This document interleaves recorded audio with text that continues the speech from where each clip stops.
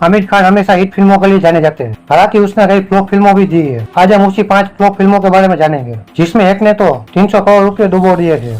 क्या बात कर रहे हैं?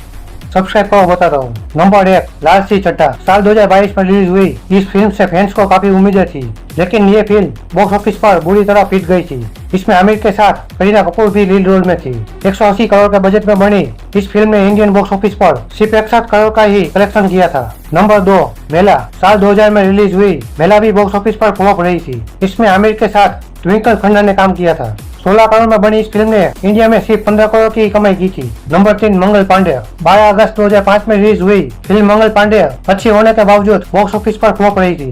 इसने इंडियन बॉक्स ऑफिस पर 27.66 करोड़ का कलेक्शन किया था, जिसका बजट 34 करोड़ था।